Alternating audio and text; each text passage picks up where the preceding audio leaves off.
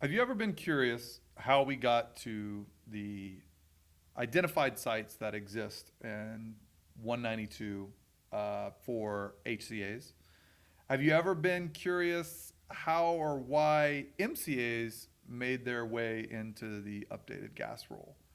What happens when maybe the threat to life isn't the only thing that we should consider when we talk about the severity of pipelines?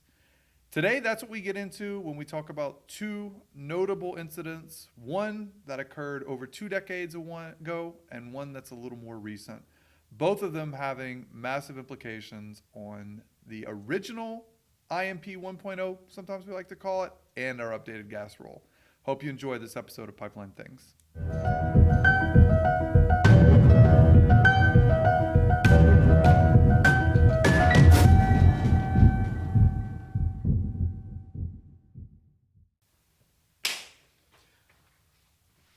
All right, welcome to today's episode of Pipeline Things. We are sitting here carefully trying to get into our chairs underneath the acute direction of our new producer who has, I might say, furnished some excellent upgrades / additions to the podcast. Yeah, Christopher. I'm mildly awkward. Like, I don't know how to sit in this thing, and like I can't. It's okay. Touch the While mic Christopher and, gets situated so weird, and figures dude. out how to deal It's with like- advanced surroundings, I am your host, Oh, Rhett God. Dotson. You've already met, I'm sure, before my co-host, Christopher De Leon. And we are here continuing our series on notable pipeline failures. But definitely wanted to give a shout out to, have we renamed? Have we come up? I don't know if I'm allowed to use the old name on air anymore. Did she restrict that? Or are we good? Second string. I kind of, second string, I kind of like CD. CD, Yeah, creative director. creative director. Yeah, like it needs to be something like that. She's so creative. She would soak that up, right? If we gave her that. I mean, we got new gear. All right, so our new creative director has, again, Yeah, a new aptly creative furnished us. director. I actually like that. I like that better than Miss Producer. I like creative director. It's a Okay. new era, new phase. All right, she's All right. smiling. That means she's happy. happy. It means she'll Yeah, probably we do the can move episode on. well. All right, so today, if you're joining us, again, really excited on this particular arc that we're doing of covering, I'd say, notable pipeline incidents. I maintain that it's always important to know the events that shaped us, shaped our history. As we said time and time again, the only thing we learn from history is that we don't learn from history. And I think it's very important that as pipeline operators, as pipeline integrity engineers, and as consultants, we remember the events that were significant in our history. And so today, we're actually going to bring you two notable pipeline incidents that are, I think, linked by a common thread. And there's a reason that we're going to bring you two. One of them might feel a bit out of place. And that's because we decided, Christopher and I made the decision to actually put that one in a slightly different place because of the thread that ties it together with the second failure. So without further ado, Chris, are you ready? I'm excited. You know I like this stuff. Yes. You've called it Story Time with Rhett. Story time with Rhett. Well, It's fantastic. okay. For the audience out there, I would just encourage all the podcast listeners, don't put it on like 1.2 or 1.5. Like you have to like listen to like the way he emphasizes things and all that fun stuff. So it's got to be on 1x. I'll try to keep the speed down. But you know what? It's interesting because the two failures we're talking about today, they don't have, I will say, let's see, maybe the focal point. I almost want to say the drama or the drawn out characteristics in the control room that the previous two had. That's actually not the focus maybe of today. drama is not the right way I describe Yeah, it. I would say maybe there. maybe they don't have the complex weight. storyline. Maybe the weight. I would say the weight. Like if you were to go and say, hey, integrity person or pipeline, person in the industry for at least 5 years, name one or two significant incidents. They wouldn't name one of these two. Even though one of them, as you said, You're probably right. kind of threads the needle to kind of how we got here in the first place, which we'll elaborate And I think depending on what you do, both of them impact us. So, Chris, we're going to start August 19th, 2000. Yep. August 19th, 2000. That's pretty close to your birthday. Where were you in 2000? Ooh, I was in high school. You were in high school? Yeah. I was probably running cross country about right now. I was actually about to start my first year at Texas A&M. Yeah. That's where I was. That was pretty close to when you decided you didn't want to be in Louisiana anymore, right? I'd already decided I didn't want to be in Louisiana anymore. I'd already moved on past that. That was another time. I was fully in Texas by this point This in was, time. and this was also after you had that whole, driving incident, right? Where No, you that was drove my off the second road year. and all. Oh, No, that was in college. No. You got to save that material for another episode, and we can talk about how. I mean, since we're talking about infrastructure, I figured Yeah, maybe it was literally applicable. falling asleep at the wheel. But no, August 19th, 2000, Yep. 5:26 a.m. I actually need to take you and our audience to Carlsbad, New Mexico. All right. I do think this is an incident that many people aren't familiar with, but I think that the interesting tie for me is I do a lot of camping. Yes. It's something I've gotten into with my kids the last several years. And notably, campgrounds typically are in, I'll say, maybe more rural areas because you typically want to camp away from humanity, and it's no different here. So what happens is Isn't one of your favorite meals? What do you call them? Walking tacos. walking tacos are amazing. Yeah. So for the audience out there, I guess that would be a cool name for a food truck or something. I don't know. you take the small Frito bags, you cook a Fritos, little bit not of taco Doritos. meat. Yeah, not even Doritos. Not Tostitos. The little small Frito bags. You Not cook a thing of Takis. taco meat. Dude, you get some pico de gallo, some taco meat, and shredded cheese, and you just throw it all up in the bag, and the kids walk around with it at the campsite, and they just eat it straight out of the bag with a spoon. It's amazing. Okay. It's a favorite meal for my Walking family. tacos. Walking tacos. I didn't name it. I So didn't basically, you know. replace the tortilla with plastic. What? Basically, right? That you With said the Fritos. Frito bag, though, right? Fritos. You don't eat the Frito bag. Eat the Fritos inside the bag. So where does the taco come in? Because you need a It's- tortilla. I don't know, man. I told you I didn't name It's it. Fritos, so it's maize, which is what corn tortillas are made out of. I think For I those get of you in it the now. audience, Chris is having an epiphany while we delay the start to the show. We're going to cut right to the chase. August 19th, 2000, 5:26 a.m., a 30-inch natural gas pipeline that was operated by El Paso Natural Gas fails. But I don't want to go too much into the details again because it's not the main focal point of the story. But it was a massive rupture. What I would encourage, if you get a chance, it's hard for me to describe the photo to you because this fireball ruptures obviously in the middle of the night, and it happens behind a pipeline suspension bridge, right? So a lot of the photos you can actually see the suspension bridge in the foreground, and you can see this fireball in the background. And it is amazing because it gives you a full perspective of how large the incident, how large the impact was, and how significant some of these gas pipeline ruptures can be. I mean, we talked about San Bruno in a previous episode. This is another massive fireball, but again in a more rural area. So to give you some idea, it creates a 51-foot crater, 113-foot wide, and the fire burns for 55 minutes. The real travesty, though, here in this failure is that there's a family of 12 people who were camping under the bridge that supported the pipeline. And all of them were killed, and 3 of the vehicles were destroyed. And not, as you get into the incident reports, and I always assumed when I read this that the 12 people were killed were killed instantly. They actually weren't, unfortunately. Several of them tried to crawl into the nearby river as the fire was burning, and a few of them actually died after the incident. So it's really, really, I'd say, a very horrific, like kind of mind-jarring accident. Again, with a family camping there when this accident occurs. And the significance of the event, I'll say the significance of the event from why it actually occurred was this was a non-piggable segment. It failed due to internal corrosion. All things that we would say today, we have a handle on the integrity management of that. But the significance of this event, and you take the audience back, I mentioned it's 2000. This is pre-IM 1.0. This is actually pre any type of what we would consider modern or significant integrity management regulation. And so one of the reasons I wanted to bring this event up, Chris, is twofold.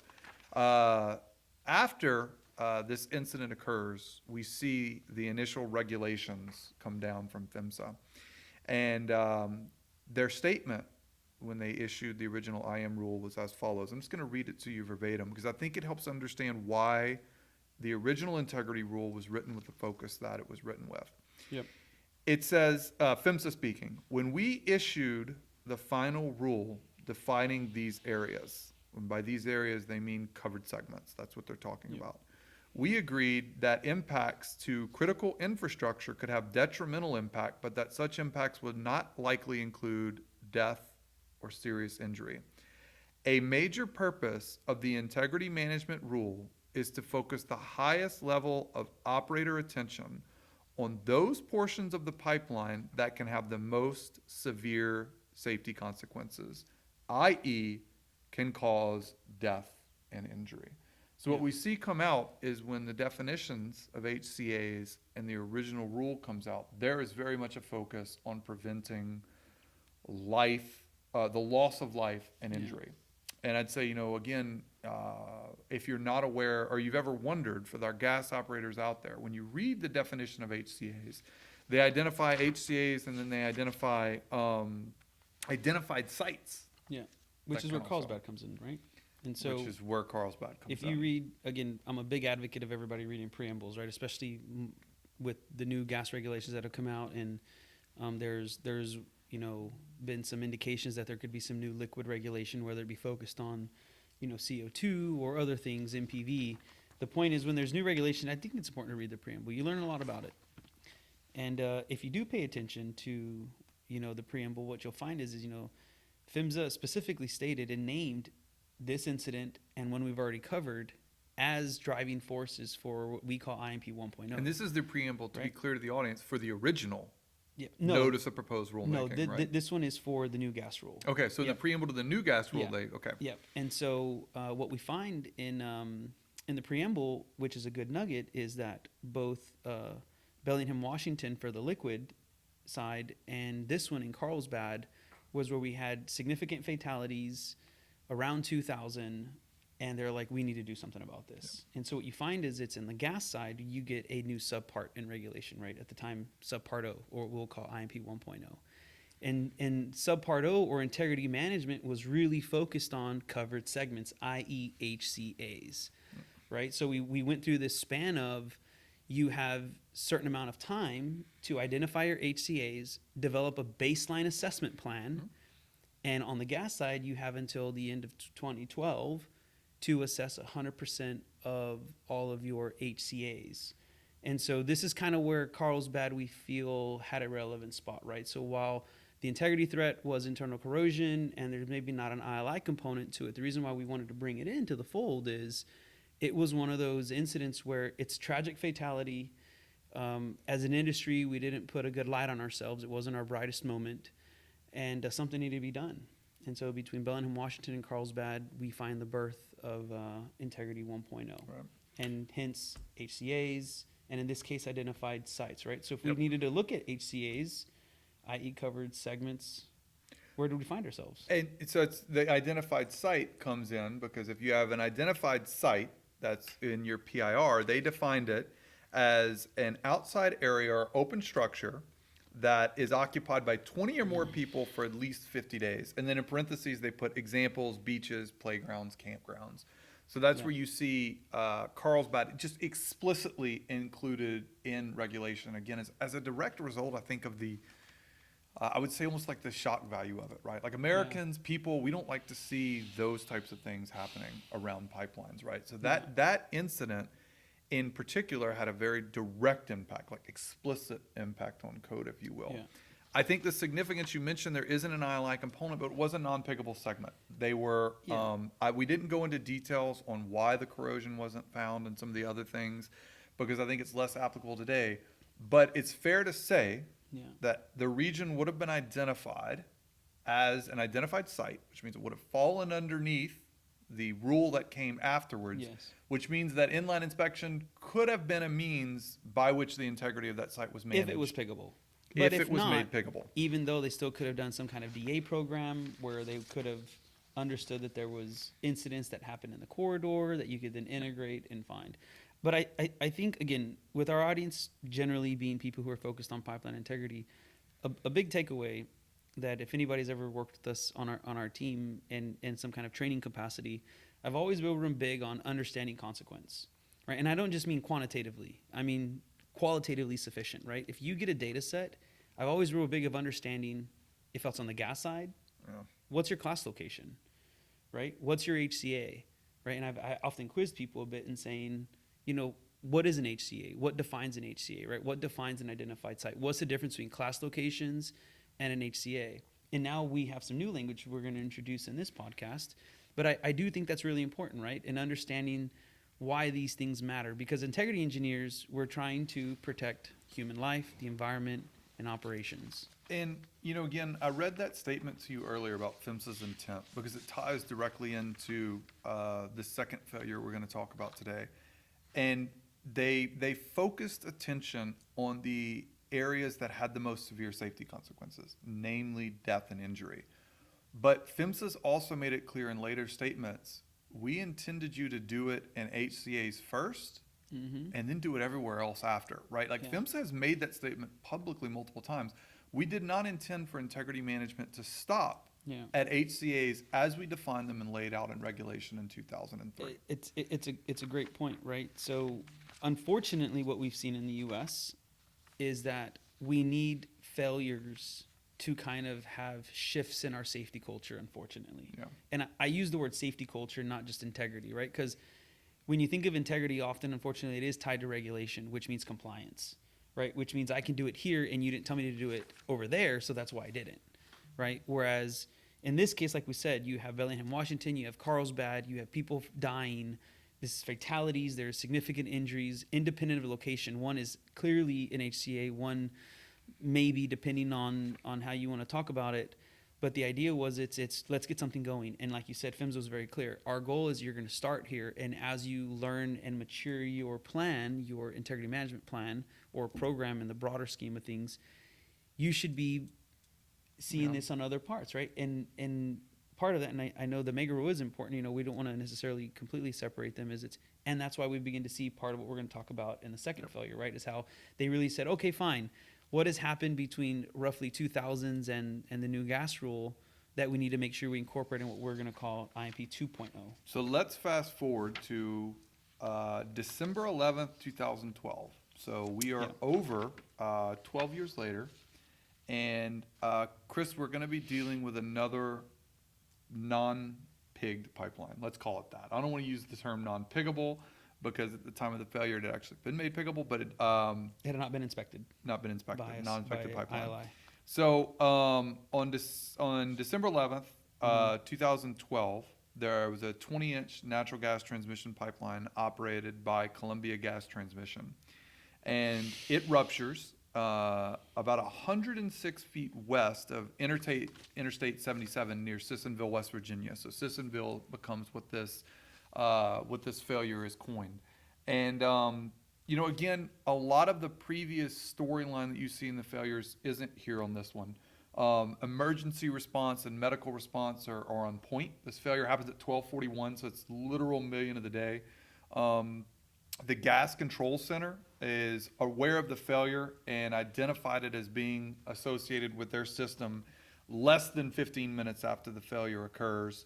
They were notified by a gas controller from another control center, but again, point is within 15 minutes, they get the situation under control and know that it's associated with them. So you don't see any, you know, of I'd say the previous issues that we talked about in the other ones. What is significant about this one is that 3 houses are destroyed, and the fire destroys an area that's 820 feet wide and over 1,000 feet long along the pipeline right away. Yep. And as a portion of that, it actually burns a portion of Interstate 77 and closes Interstate 77, an interstate, not country highway, but closes it for 19 hours because the fire burned so hot that it completely destroyed the pavement, and the pavement had to be replaced. And so what happened here? How did this failure occur? So again, I want to give you a little bit of the background on this pipeline, because I think that there's some similarities and some warning signs to the previous one. So the pipeline in question here, if you go and look, is SM80. It was installed in the 1950s. It's actually an uncoated pipeline, and a portion of it had been replaced in 1967 when I-77 was built, right? And so it was in a Class 2 location, and it was operating at 929 PSI. So just to interject, Class 2 would effectively mean likely not an HCA, Yes. right? So Correct. unless there's an identified site, right? So we Yep. haven't gone through all the definitions, but right now we're thinking Subpart O doesn't apply if you're a gas operator. Subpart O does not apply to this particular portion of SM80. The integrity had happened. It had been twice, pressure tested twice in 1967. Once whenever the replacement project happened, and eventually they did a hydrostatic test on the entire segment of SM80. And both of the tests were for 8 hours and were held to well above the operating pressure of 929. But again, that was in 1967. We're in 2012 whenever the incident occurs. So you already mentioned that it was in Class 2, not covered by Subpart O. It could have been an HCA, depending on your PIR and if it had 20 structures, but us knowing a little bit of the information, if you're using one of the two options to determine an HCA, it's very likely this was not considered an HCA.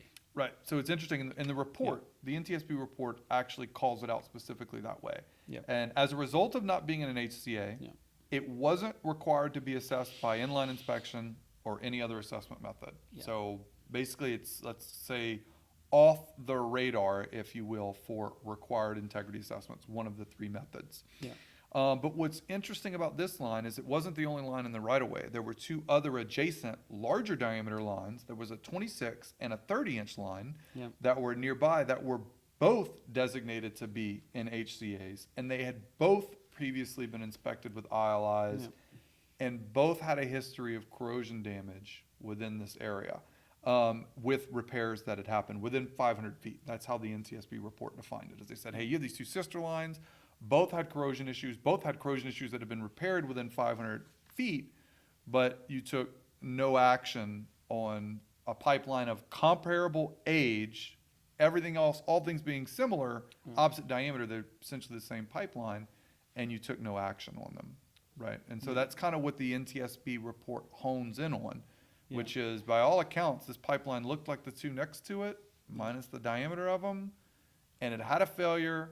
And we know that had it been in an HCA, had it been inspectable, you would have detected this. The challenge with this scenario, at least the way it's presented there, is that's fact finding, right? And so it's easy to draw what seem as simple conclusions, right? But when you're looking at a large network of pipelines, it's incredibly difficult. I mean, this could almost become, this is a rare event, right? It almost becomes a needle in a haystack, right? How did I know that this very discrete part of the pipeline at this point was going to fail? And you would say, because you had already done remediation next to it a couple of years back. You would say, yeah, but I've done a lot of remediations over my whole network over a couple of years back. How do you hone in on this, right? And that's the difference, I think, just to highlight this, the challenge that pipeline operators have in their integrity programs is it's a program, right? It's a system in which I'm slowly but surely chomping at the bit, gathering more data and trying to make decisions. So I just wanted to almost soften the message there a little bit, right? Because at first it seems kind of obvious, but hindsight's 2020, right? And that's how I feel like a little bit when I read this report, was I feel like we see data integration popping up again. Yeah. And it's not that it wasn't a fair point on the NTSB. Yeah. But it also feels like, man, in hindsight, you have the luxury of looking at all data and saying, like, yeah, maybe I should have done that. Yeah. But when you're forward thinking and you're managing lots of systems and so much data, and again, this is 2012, not that it's not a valid point, but I think it again feels a bit like 2020 hindsight sometimes. For me, the perspective, at least when I looked at this, is again, obviously, is I don't know if it's fair to approach it from a compliance perspective, but I think data integration is very valid. But I think what we find, some of the definitions that we are going to see updated, we're going to talk about here in a bit, is you have to consider consequence. Yeah. Right? So what separates all the other repairs we've done where we have paralleled lines, where I've maybe dug on the 26-inch and the 30-inch, but not the 20. Why haven't I dug on the 20? What maybe is a deal breaker there is is it next to Interstate 77? But you know right? what? Is it next to a campground? Next to... Actually, we're going to pause because I want to come back. I want to hash it out a little bit with you. Because when we talk about HCAs, a lot of times we still focus on life and the loss of life. Yeah. And I don't know if everybody's first instinct is to look at a highway and think loss of life. So if you haven't figured out yet how Sissonville is going to impact regulation, stick around with us until after the break and we will take it up. But I have a quick break and we'll be right back to you.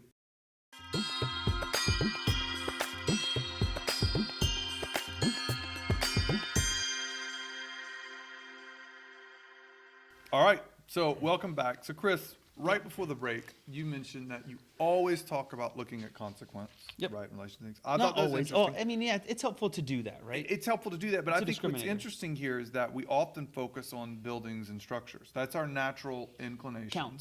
Counts, Yeah. right?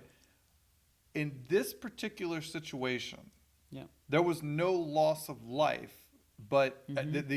the NTSB report actually explicitly goes into that because it says that original statement I read to you before, where I talked about the original IM rule, right? Yeah. They thought about including critical infrastructure, but didn't because they decided to focus on death and injury. Yeah. Regarding Sissonville, the same report has this to say. Had the accident occurred during commuting hours, remember I told you it happened at 12:41, so we're at lunchtime, this is not back and forth. Yep. When traffic would have been significant, severe or fatal injuries could have occurred. Both the Sissonville and the Palm City accidents, Palm City is another incident that's referenced in this report, but we're not going into it, show the vulnerability of highways or principal arterial roadways that are close to high-pressure pipelines and the threat that proximity poses to the safety of people and property. Therefore, the NTSB concludes that if pipelines in proximity to highways had been included in the HCA classification, Yep. the ruptured area of line SM80 would have been covered by the IM regulation and would have been evaluated, right? Yeah. So that's the link going back to Carlsbad that I mentioned to you earlier, right? Carlsbad wasn't, and at the time of the regulation, because HCAs didn't exist, Yeah. after the initial regulation was included, Carlsbad would have fallen into that, would have been assessed, likely would have As been an handled. HCA. As an And HCA. so, and we know the answer to this, so now that means arteries are going to be HCAs. So that is the recommendation that PHMSA recommends, No, right? that Hold NTSB on. recommends. The NTSB recommends. Yeah. They recommend, I'll read it. Revise Title 49 to add principal arterial roadways, including interstates, other freeways and expressways, and other principal arterial roadways as defined in the Federal Highway Administration's blah, blah, blah, to the list of identified sites that establish a high consequence area. Bingo. The NTSB report wanted arteries, roadways, identified. Because of the potential, as right? sites. Imagine there's a traffic jam. Boom. Things align, But that's catastrophe. not what actually happened, Chris. This is a chance. This is me. I'm lobbing the softball to you. Yeah. How did this, Sissonville, actually get implemented I'll- into the updated gas rule? I'll speculate a bit, right? Well, first I'll say, so we see that as moderate consequence areas, right? And so you would say, what's a moderate consequence area? I would say it's similar to an HCA. It has two components. One is structure count, and then the other one is it's some form of identified site, right? So HCAs have a structure count and a way to identify the structures within some area, and then identified sites. MCA similar, there's a structure count. So the difference between HCAs is that magic number is around 20 structures within some area. MCAs is 5 structures within some defined So area. this is a new definition that we It's a new introduced into the definition. code. MCAs, moderate consequence areas. But we have no regulatory guidance And for the- MCAs, right? Oh, well, we do. And so, and the identified site in this case is per se, if you were to do that parallel, is arteries. And this is where I say I'll speculate a bit, and you would say, but why is it not an HCA? And so you asked me a question, one of the last podcasts. You were like, hey, is this the first time that that PHMSA has tried to get rid of the grandfather clause? And I was like, I knew of it, but I don't know the details of it. And so you mentioned Palm City. And my question to you was going to be, did you know of any other circumstances where there was a failure near a highway or a roadway or an artery that had any type of consequence? Were you aware of that? Before this, no, I was not. Yeah, so I didn't either, but I did some homework. So there's at least 2 other times when it had happened. One was in 2007 in Louisiana on I-20, where there was actually a fatality. And there was another one in 2016 where it was in Pennsylvania and there was an injury. And so it's possible to say, look, well, what does data tell us? Data tell us is that we've been lucky. This is true. That when pipelines fail near transportation infrastructure, i.e., roadways. Fortunately, there's not a lot of people there, but I mean that's kind of chance, right? And so it's just that's a little bit of my speculation, my conjecture there. But the point is, yeah, I mean, ultimately it manifested itself as MCAs, and now there are regulatory requirements, right? MCAs. Yeah, let's go into it. So they had to introduce both the new definition, Yep. and then they had to introduce the integrity management around that new definition, right? And it does beg the question. I'm curious why they didn't just lump it in with HCAs, but that's probably because of some of the pushback back and forth with, public comment on the definition of HCAs. Either way, it works itself in as an MCA. Yeah, so maybe to shine some light there, right? If you're an integrity engineer or you're in the integrity space and you don't spend a lot of time in code, what's interesting, right, is it's HCAs from a gas component were pretty much confined to what's called subpart O, right? And there's an applicability clause in there, right, that says if you were an HCA under these conditions in the 900 series of code, these are the things you need to do. And that's really the birth of integrity management for the gas pipelines, right? And so what we find, though, is it's while MCAs are now defined in the general section of gas code, that means more of the gas regulation is applicable. And we actually find that unlike in the 900 series where you have to do inspections or assessments on HCAs, we find that it's in the 700 series. And what that means is it's not within the integrity management subsection, which is subpart O, right? So we find is that if you have MCAs, the regulations for MCAs, they're outside of subpart O in the 700 series, namely 192.710, which is assessments outside of HCAs or non-covered segments, right? But there's a lot of parallels with what you see in the 700 series and what we are traditionally known to understand in the 900 series. Yeah. And I think the interesting thing here, again, is that anytime you have an incident where you have loss of life or the potential for loss of life, you see an expansion of code, right? So I go back to Chris, I made the comment, PHMSA always intended for regulations to be applied outside of HCAs. And this is a good example where, I mean, they basically say, hey, this had been an HCA, you would have found it. I mean, the corrosion, we didn't get into the details, but the corrosion was 70%, more than 70%. Any ILI tool, MFL tool on the planet was going to have found that corrosion. It had it been piggable, it absolutely would have been found and dealt with. No doubt about it, hands down. It goes to the argument of pigging makes pipelines safer, which is why you see the focus on making things more piggable and the NTSB wanting to see inspections and ILI used more frequently. We've already talked about that. And it's not just, and I said this in our last podcast, right? It's not just the NTSB, right? It's also Congress, right? So Congress sends mandates out through the federal pipeline safety statutes. And in 2011, after San Bruno, when they were like, hey, we really want all these maximum allowable operating pressures to be addressed, in it, there are clear expectations by Congress, right? And in this statute, there's requirements for testing, right? Where they're basically saying, hey, for MLP, we want testing. And you would say, ooh, okay, so they're just going to basically straight up take the NTSB recommendations. Well, not entirely. They more set an expectation.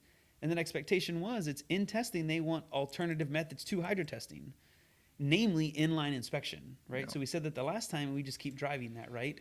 And the intent is once you have data, oftentimes what ILIs can give you, they allow you to make educated decisions and allocate resources the right way, right? So you could also speculate, well, in integrity management, this incident happened in 2012, which means, you don't know what time frame they would have inspected the Sissonville pipeline. So depending on the growth rate, who knows if we would have found it. Doesn't matter. But I want to Point speculate is, a little bit. you would have had the data, right? Yes. And we still know that there's a substantial number of non-inspectable pipeline segments. Or non-inspected. Non-inspected. Right? Yeah. And maybe even non-inspectable pipeline segments. And you wonder what the next incident would be like that will lead to the expansion of the rule. I just going to say, Chris, you and I are young. You're younger than me. I don't think we're done witnessing the expansion of regulation in our lifetime, right? Yeah. Well, if we're going to speculate, I would say it's probably pure speculation is that at some point we're going to start seeing safety management systems come in place where integrity becomes a component of safety management systems, right? Where safety management, if I was to summarize that in a couple of words, it's more of a safety culture where integrity management is a component of that versus it being just compliance with integrity management, right? So it's more performance based, right? It's not, did you comply with this code, but rather you have to convince us that you couldn't have done a better job, right? Because you have a safety culture, right? So it's a shift in mentality. But I don't want to go that way yet. You know, what I want to say is it's, we actually talked about an I incident. think it's just going to be prescriptive regulation. I think they're just going to try. Look, I'll give you a scenario. Because I was thinking right now, when's the last time we had rain in Texas? It's been like 60 days. Didn't or it something rain like over that? at Hobby like 2 God, days I don't ago? know, dude. It's so bad. Like everything's dead outside, right? And I was thinking, you know, we always hear about these wildfires, and pipelines a lot of times are located in the middle of forest, like in the middle of nowhere. And I was like, when does it eventually happen that you get a failure It ignites. that ignites and just burns some stupid large swath of forest as a result of that? Yeah. Doesn't, similar to this, doesn't injure anybody, Well, but you is have- so destructive in its environmental impact. You have to be careful, right? And I don't, somebody can fact check me here, but there was a West Coast utility company that, due to their transmission of electricity, Yes, you were caught correct. wildfire that burned up a lot of predominant homes and important people. And not shortly after, I think we saw some financial implications on that, right? Yep. So again, it's easy to I'm just saying it's easy to Yeah, speculate. You it's say, hey, not that was a far-fetched. class 1 location. And then they say, Yeah. you know what? Class But- 1 locations. But what you brought up, Rhett, right? And this is where we're gonna play off each other. We probably haven't done this in a podcast in a while, so I'll instigate it. Right? We recently talked about a failure, right? That also had an NTSB report that we went through, which kind of gave us the idea of why don't we do this more, right? So, we talked about Danville and the 30-inch in-bridge line with hard spots. And what you started this with is there's this constant theme of data integration, right? We've seen that all the way back to when we talked about Bellingham.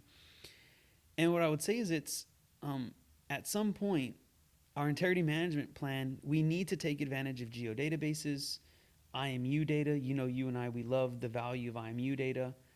And it's not that hard to navigate your line and understand pretty quickly as an integrity engineer or as an analyst to understand what is the potential consequence of this flaw here, right? So if we look at Danville, that wouldn't have classified as it possibly could have been an identified site, right? Depending on how we look at it, but it was a mobile home park, right? And we had fatalities there, and you had ILI data, but the decision, however you got there, was complicated in that, hey, we have something here, and there is a potential consequence, but how do you make that decision?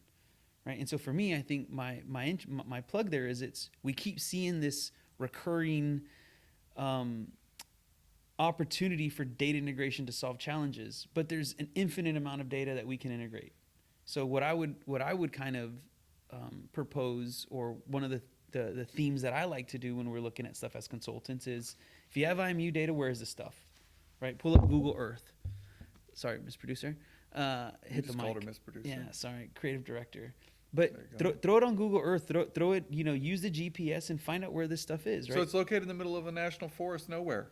Yeah. I don't do anything. Oh, but then the national forest burns down. Yeah. Well, that's a little bit different than. That's what I'm saying. Yeah. But then all I'm saying is that's a little bit different than saying, hey, this pipeline runs right next to I-10. it's a little bit different. I'm just telling you. In our lifetimes, we'll You have see to it on the there's news. finite resources. You have 10,000 acres burned, and then PHMSA comes down and says, you know what? Class 1 locations within 200 miles of a forest will be, so I'm just telling you. I'm throwing mud on the wall. I'm just saying. Yeah. I think we're done. Safety management system comes in before that.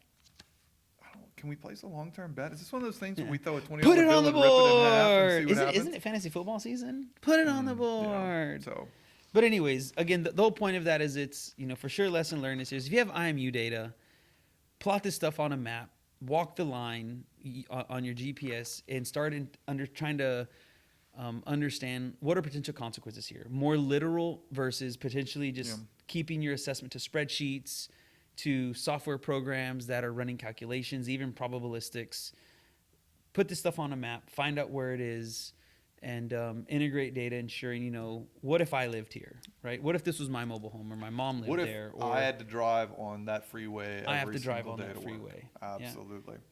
So, and just another plug, you would say, well, how common is that? I would say back to that federal statute, we saw or you can find in there that there was the birth of the National Pipeline Mapping System, which is basically a map of a bunch of pipeline related information where you can find things like HCAs and pipeline right-of-ways and all that stuff. So I think we're headed in that direction.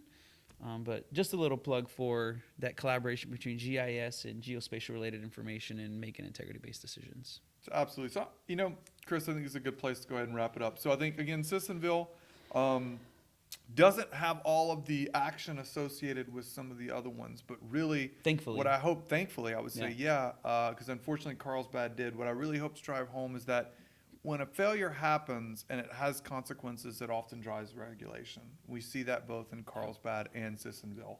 And I think we as operators, when we consider the potential, or consultants or pipeline integrity engineers have to consider, hey, if we have a failure, how does it influence potential regulation? And again, I think it's always worthwhile to remember where we came from. So as we look at it today, when you think about HCAs, remember Carlsbad. When you think about those principal arterial roadways and moderate consequence areas, that's Sissonville. And God willing, you know what? I hope we're both wrong. I hope that the expansion of regulation stops, maybe because we get to that zero incident culture.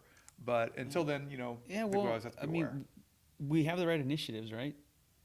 You have guys like us that try to put this information in front of people in social media. You've got organizations like YPP that does a fantastic job of doing knowledge share.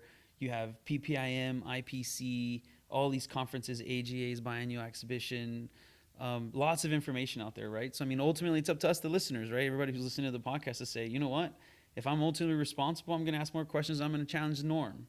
Right, and the norm is whether it's in an HCA or a class 1 or a class 4. If I think there's something here, I'm gonna do my best to keep it round, sound, and in the ground, and that may mean running an ILI or digging. So absolutely. All right. Well, Chris, I'm gonna wrap up this week's episode. We look forward to seeing you back in 2 weeks when we talk about another failure. And thanks for joining us on this week's edition of Pipeline Things. We'll see you again next time.